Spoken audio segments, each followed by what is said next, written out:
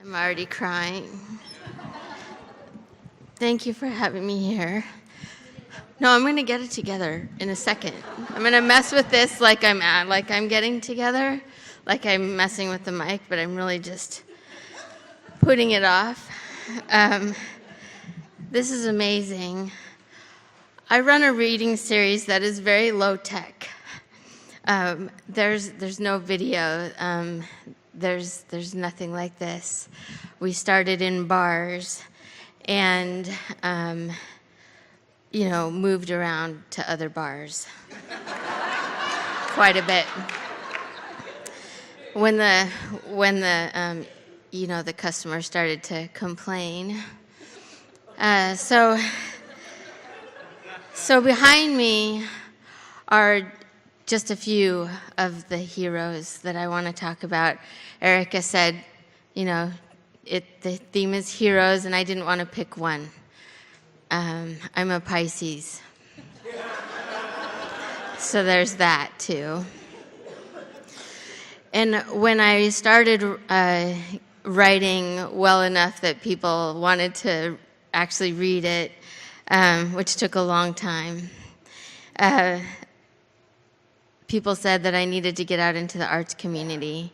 And I grew up in a town of 800 people in western Colorado, and I didn't know what an arts community was.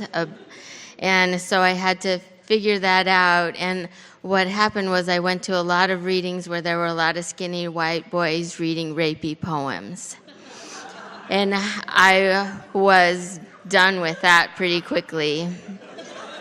And so I decided that I would start a reading series, and it would just be for women. And people said, well, you can't do that.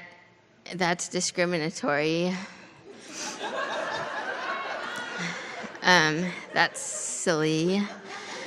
So I started it, and I said everybody gets to read their minds, whatever they want to read, and we're just going to have a timer, and that's about it.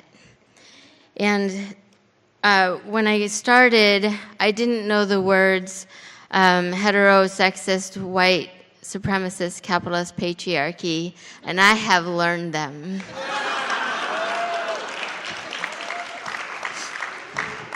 I got the concepts before that, but now we have words.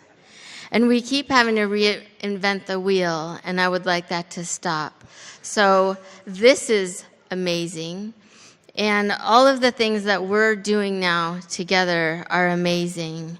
And what I wanted to do is just tell you about all of my heroes, all of these women who have done amazing things for other people and for me. So Walida Imarisha taught me about the prison industrial complex. When I was growing up, there was this idea that if you were good, you didn't go to jail, and if you were bad, you went to jail. And it was just as simple as that. It is not. So this country is, I'm not going to do that, because Walida Imarisha will teach you.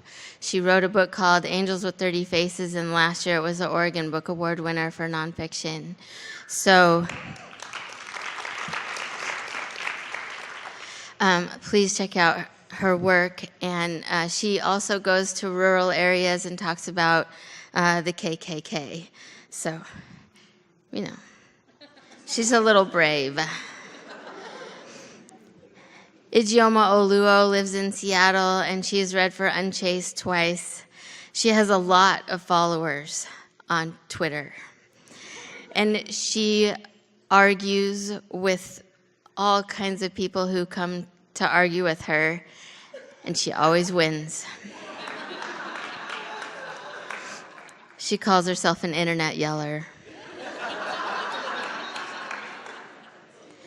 Jenny Yang is a comedian, and she uses her hilarity to talk about anti-black racism and about racism.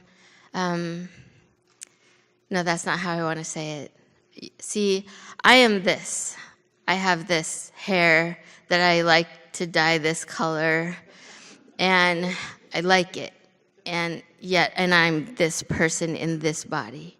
So I can't say everything that she would say, and that's one thing that I have learned.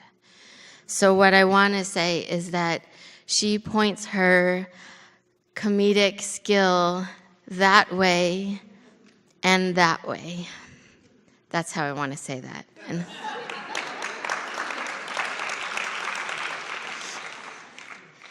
Katie Kaput taught me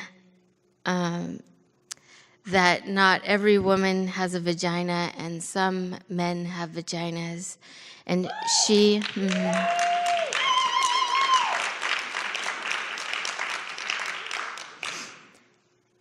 And she is a poet, and she writes love poems. And she makes me think that love is okay. I've had a little bit of damage in that area recently. Her poetry is gorgeous. She doesn't ever yell on the internet. She doesn't do any of that. She just writes love poetry, and you get it. And I know this is on film, or, what do we call it? YouTube. Okay. Olivia, she lives in Portland, and she's not an easy person, but she is always right. And she taught me how to take it on the chin. We need people. We need people who will teach us to take it on the chin, and we need to take it on the chin, depending on who we are. From her, well, I've learned a lot from her continually. I think I have something right, and no, I don't. So what I learned from her is to say at the beginning of every reading, we are not here for the male gaze, depending on who you are. And depending on who you are, we're not here for the cis gaze or the white gaze or the hetero gaze.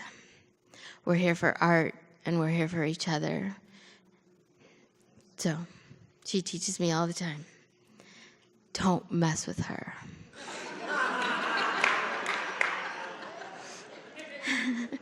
If she sees this, I hope she knows I love her. I do. Carrie Padian is a big woman, and as a big woman, she's a bigger woman.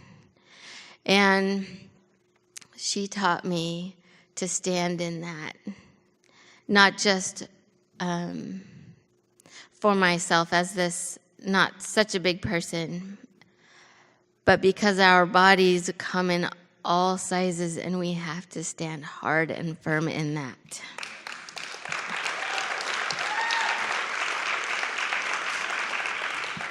Because we're not here for the thin gaze either.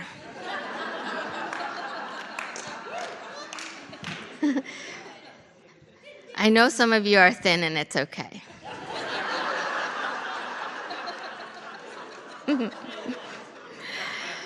Ariel Gore taught me that motherhood can be a very feminist thing. Do you know Ariel? Yeah. She just recently wrote We Were Witches. Whew. It's good. Jamandria taught me that there's always a debt to pay. And she explained reparations to me in a way that I had to understand. And it is real, and I hope that our country can go in some proper direction for that. But we can do it as individuals, depending on who we are. So she taught me that.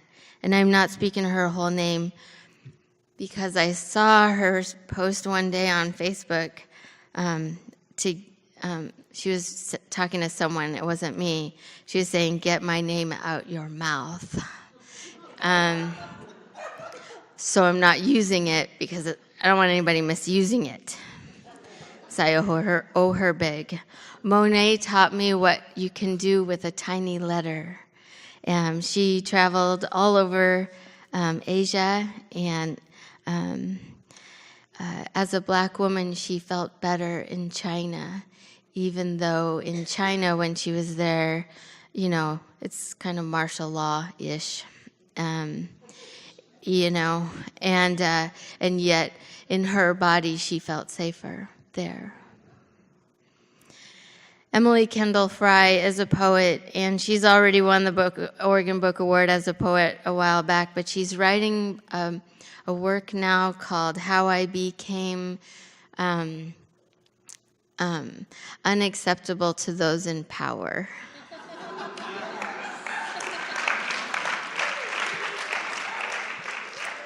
She's on Instagram. Maya Williams taught me about Palestine.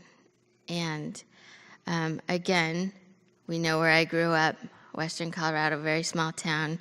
It was a church town. 800 people, 7 churches. So she was in a writing class with me, and she wrote about being in Palestine. And through her work and her words, I learned a lot of things that I needed to know that I hope you'll look up. She's going to be published very soon. I have a website. It's called unchasedreaders.com. I have these little volumes that we publish together, and everything goes to supporting them, because one thing that I've also learned is that it's important for me to step aside, like Erica, and give other people the mic. Oh, and I'm supposed to do this thing. Okay, I wrote a book. It took me 20 years. It's real.